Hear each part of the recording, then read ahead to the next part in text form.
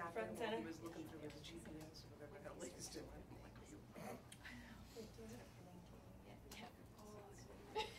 like, Actually, that'll work. That'll work perfect because that'll have some flex on. So we can scooch down a little bit. Should we scooch down a little just so that I was with somebody, I had to cross Church Street at some point. 4 and 4? Yeah.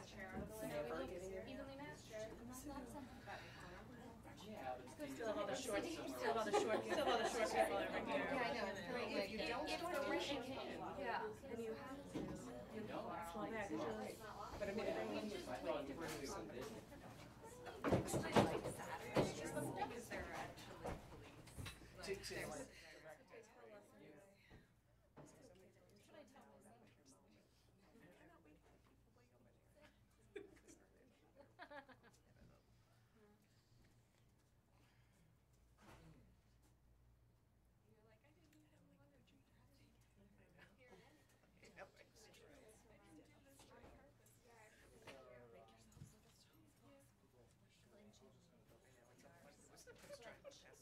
Okay, player.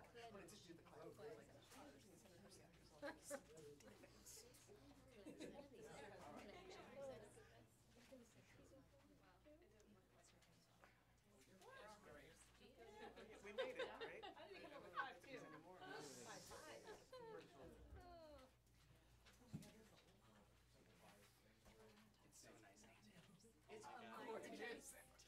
I turned my air freshener. Yes. Yeah, this is really good. My power went out this morning. Oh, really? When I left, Yes, yeah. me too. Yeah, oh, yeah? Back out of your weekend. The last estimate I heard it was supposed to be on like now. I appreciate it, everyone. I know, all the hot days. Today. There we go, something like that.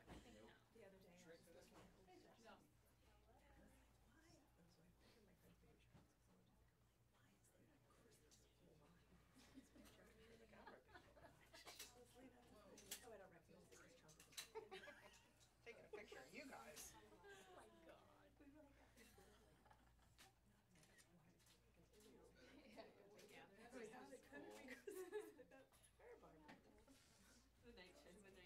You're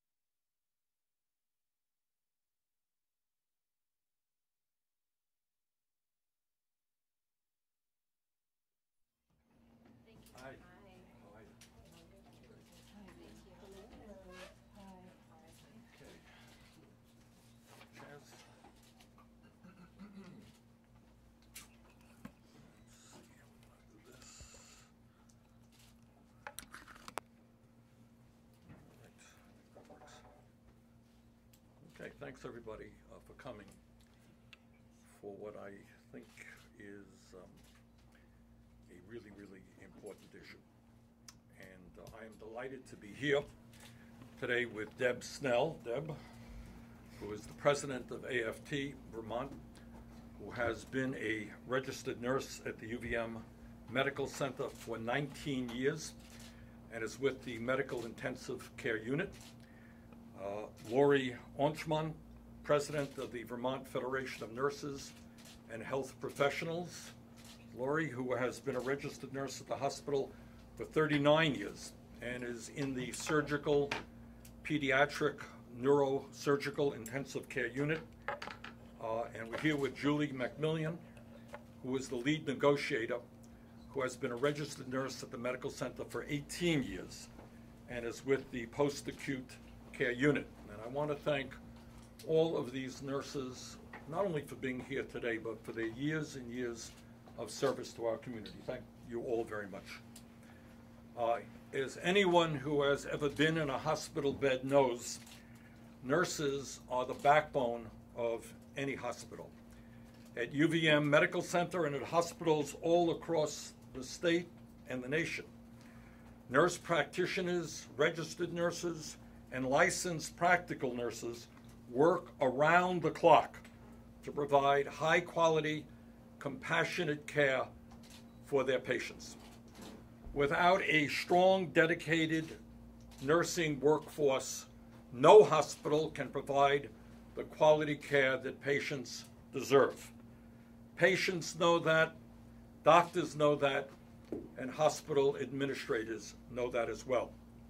And yet today, we have a significant nursing crisis here at the UVM Medical Center, Vermont and the region's largest hospital. As I understand it right now, there are 170 vacancies for nurses and other healthcare professionals represented by the union.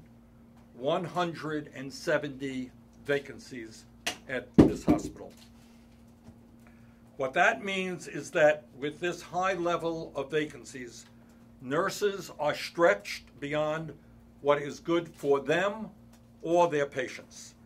They simply cannot provide the quality of care their patients need and deserve.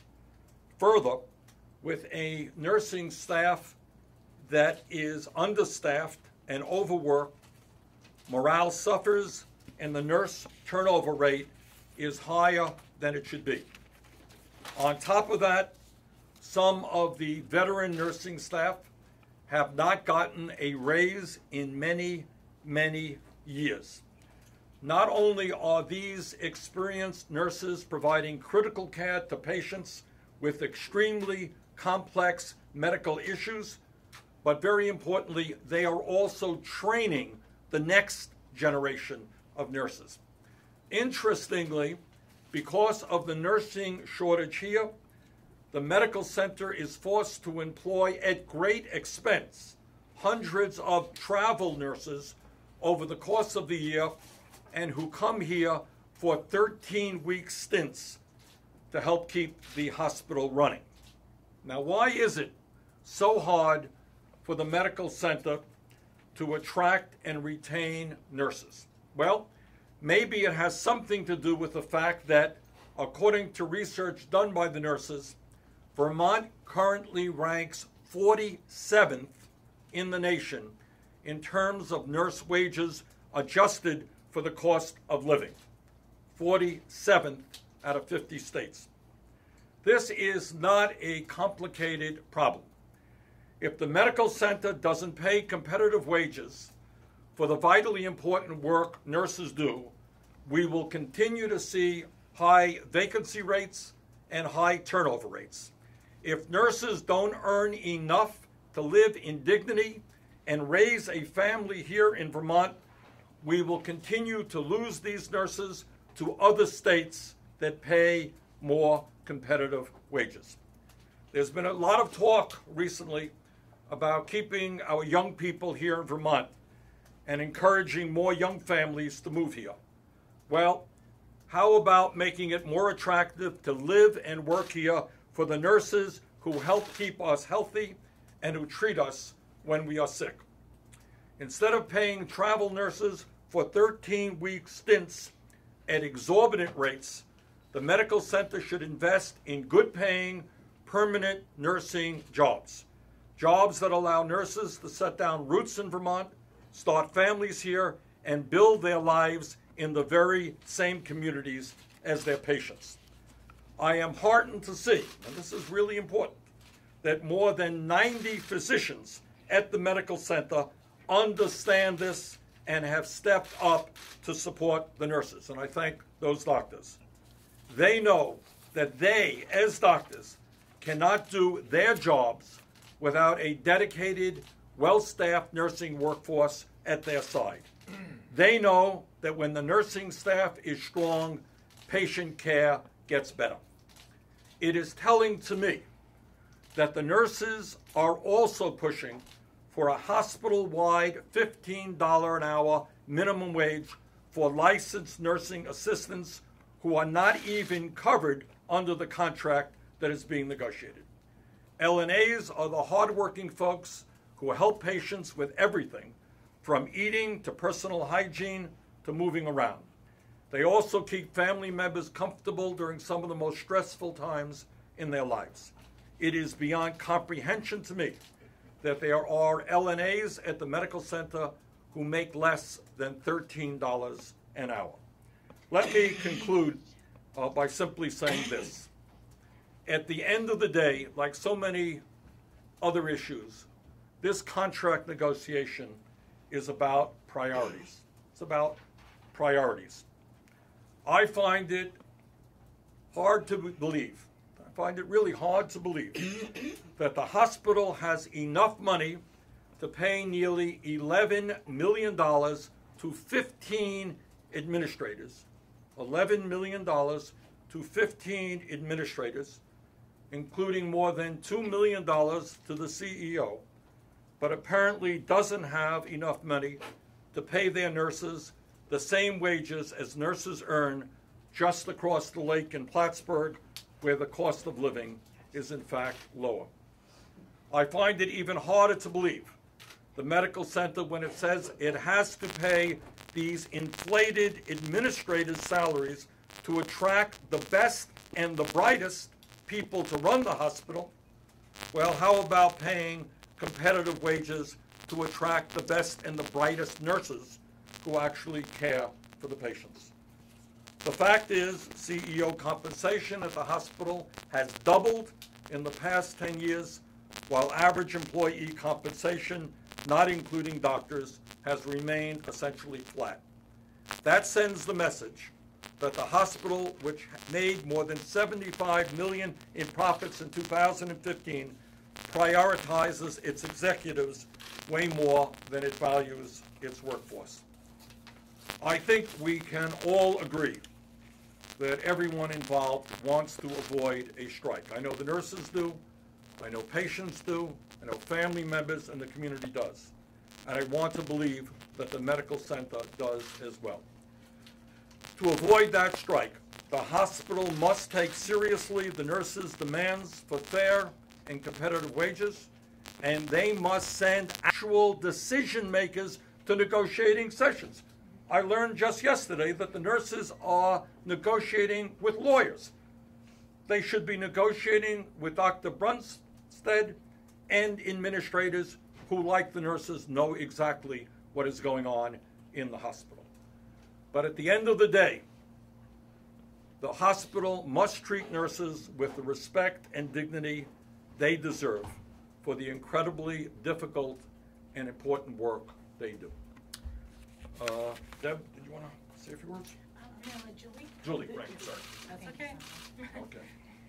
Hello, my name is Julie McMillan. I'm a registered nurse. I represent 1,800 members from the Vermont Federation of Nurses and Health Professionals. We are here today because our medical center is in crisis. We are here today because we have been in negotiations since the end of March, and the hospital is not hearing us. We are here today to say that Dr. Brumstead has the ability to stop this strike, And nurses do not want to strike. If we are here speaking to you, it's because things are very bad in our medical center. We are very concerned about the future. As we look at nursing shortages, we are competing at the national level for nursing staff.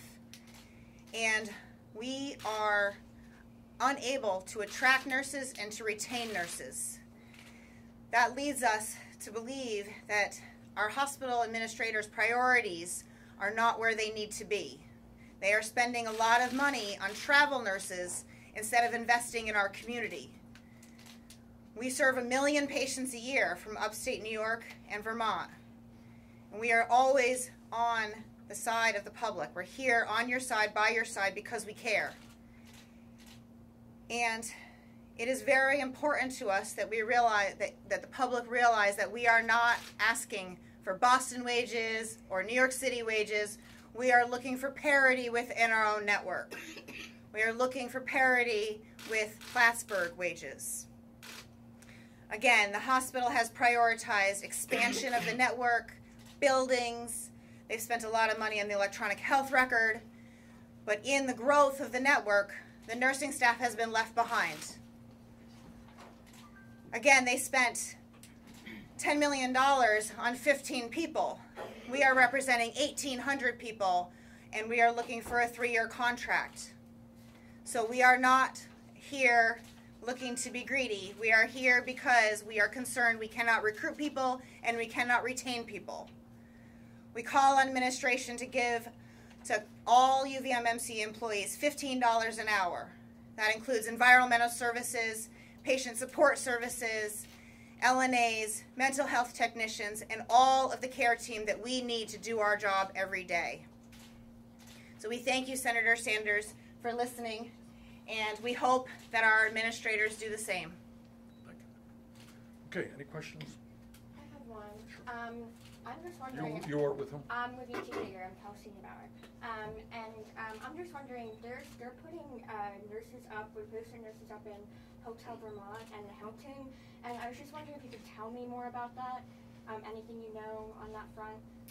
I think the summertime in Vermont, I think summertime in Vermont, it's hard to get a hotel room anywhere. Yeah. So I think that the hospital basically had to take what it could get, and that included rooms at the Hotel Vermont. With WCAX, the hospital told me yesterday, the president, that they don't know how many the number of travel nurses that will be coming. Do you all know? Julie gave me a 600 figure yesterday. That's what we've been hearing, somewhere between 600 and 660. They're flying them in over the course of the 9th and 10th.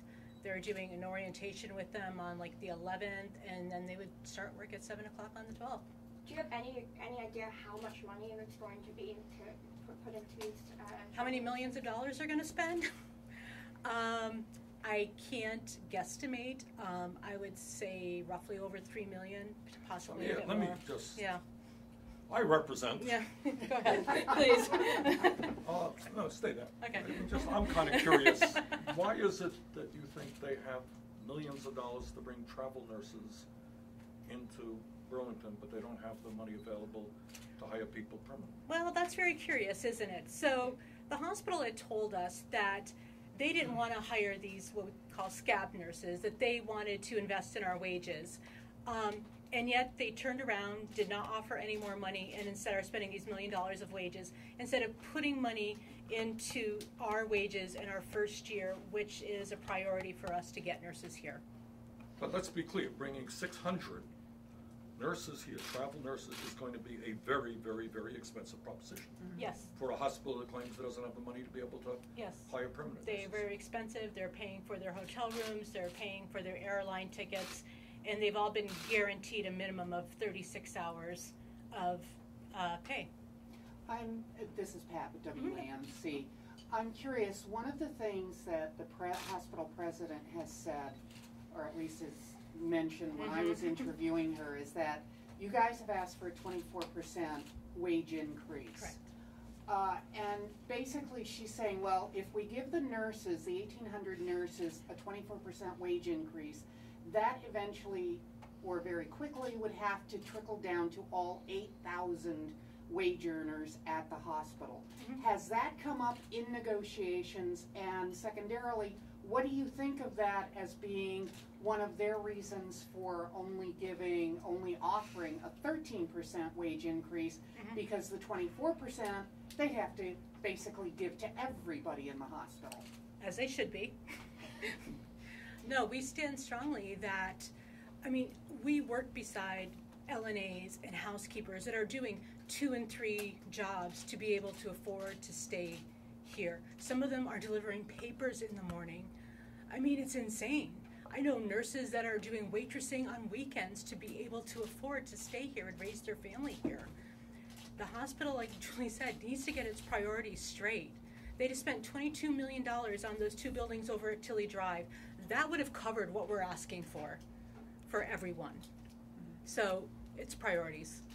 Deb, Yes. Dan with the Free Press. Do you know who you'll be negotiating with today? Is it the same people? The hospital will not be sitting across from us today.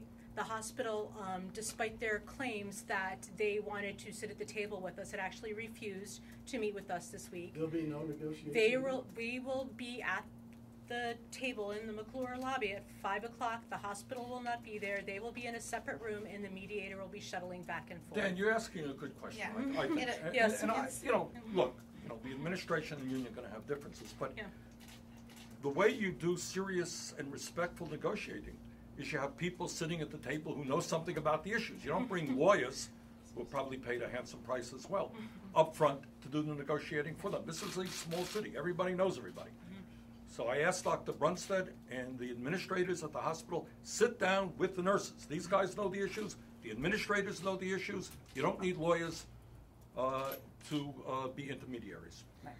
Sorry, I want to clarify. So you're saying no one from the hospital will be at the negotiations today, or just be a mediator? It will just be a mediator. They will be in a separate room, and she'll be going back and forth. Have they said why they're doing that? Haven't they done that all along? No. They've sat at the table before? No, I mean, in the past, when we got down to the very end, that has happened. We still would like to sit down and be face-to-face with them. I don't think they like being in a room with 300, 400 nurses that are a little upset with them. We have repeatedly asked that Kate Fitzpatrick, our Chief Nursing Officer, come to the table. We have repeatedly asked for the nurses at the director level. We've said, it should be a nurse-to-nurse conversation. We shouldn't have to talk to a lawyer about staffing. Today is technically not bargaining, it's technically just mediation. We had offered a number of other dates this week to meet for a negotiation session, and the hospital declined. The mediator compelled them back to the table today. So at this point, we're going to meet with them this evening, and then I had hoped to schedule more sessions next week, and at this time, they have refused. So they keep saying that they're going to stay at the table and talk, but their actions are not consistent with that.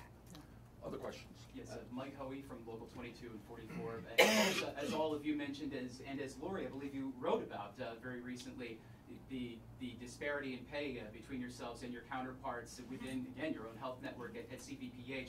Have you had any liaisons with all of them in terms of perhaps how you should approach this? What have those been like? We did have a few representatives from NYSNA, the New York Nurses Association, from CVPH come last week in support of us. And, at the end of the day, the hospital, unfortunately, is spending a lot of money in attempts to bust our union. They've never once said they cannot afford our wage proposal. We've seen bonuses at the executive level, 30 and 40%. So again, I know that the 24% seems like a big jump. However, they've kept our wages stagnant for a number of contracts where nurses have not had a significant raise. And nothing is getting cheaper in Chittenden County over the last 9 years.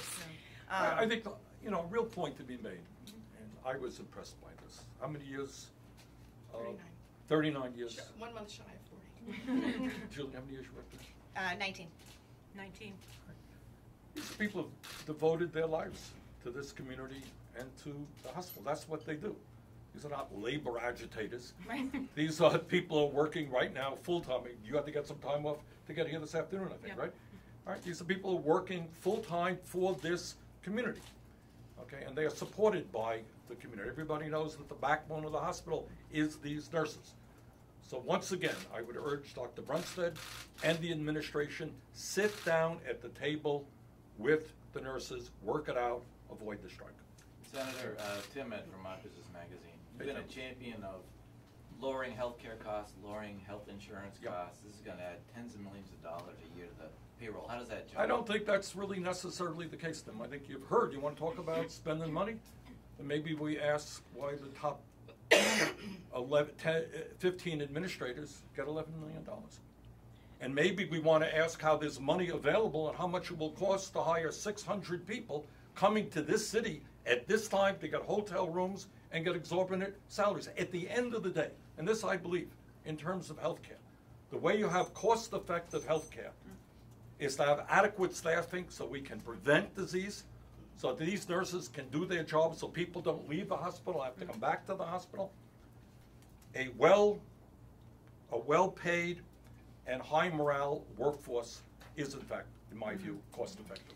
The research shows that hospitals across the country would like to try to bring down their labor costs because nurses are expensive, but our position is that we help save the hospital money. Good nursing care can prevent patient falls, can prevent bed sores, can prevent central line infections. So these are things that are hospital-acquired conditions that good nursing staff can prevent. And so when you add up the cost of someone falling and breaking their hip when they're there for something else, that adds cost to their health care bill, not to mention the human impact of those things. And so what we've seen in our research is that good nursing care can help save a hospital money and certainly help save lives. And the hospital also has been recently offering $7,000 sign-on bonuses to new nurses. The problem is those nurses are coming, they're getting 1 or 2 years of training at our amazing facility by us, and then they're leaving to go someplace that they can afford to live. So just the cost of continually training all these nurses that are leaving, that adds up. You guys, Okay, maybe anyone hasn't asked the first question yet? Yeah, Tim, did you want to follow up on that, or? No, I think I got it. Thank you. you guys are now less than a week away from a possible strike if you don't make any headway in negotiations. And you've mentioned that some of these workers are earning less than $15 an hour. What sort of support network do you guys have in place should this strike happen next week to help the employees, you know, that walk out on strike? So it's just the nurses that will be going out on strike. None of the technical professionals will be walking out. They're forbidden to by their contract. All of the LNAs and everything, they will be going to work as expected, but they are wearing our buttons. They are behind us. All right. One more question, if I may. Yeah, Senator Sanders, this one's brief, and it's just actually for you personally. You probably have no doubt seen the Washington Post has once again pegged you at the moment as the #1 contender for the 2020 Democratic presidential nomination. Let's focus on the nurses. Yeah, nurses. I guess this is more for the union representatives. I'm Sarah from 7 Days. So you've talked a lot about how you want to push for this $15 minimum wage. When I talked to the hospital, they kind of dismissed it and were like, that's not part of the contract, like whatever. How are you going to enforce, like, if they give you the other things that you want, or you guys reach an agreement, sign the contracts, how are you going to enforce that $15 wages? My take this one. So, interestingly enough, when we have brought up that $50 an hour minimum wage since the beginning, that has always been our push. The hospital kept saying they didn't want to talk about it, they didn't want to talk about it, they just kept blowing it out of the water, like you said. About a week ago, maybe a little over a week ago, Eileen Whalen sent a letter to our legislators telling them that, oh, it's been our plan all along to do $15 an hour starting in fiscal year 2020, so that'd be next October. It had been their plan all along. We are asking for that third pendant verification for that to make sure that that is indeed true. All right. Well, let me thank all of you for being here. Nurses, keep up the great work. Thank you. Okay. Thank you, Senator. Okay. Thank you. Hey, Pat. Hi, good to see you. So, It's been a while. Yeah. you said Right. Well, bargaining is really to have both parties You know, it's ridiculous, isn't it? And so, you know, it is a little bit different than Yeah. using mediator as That's a okay. courier service back and forth. So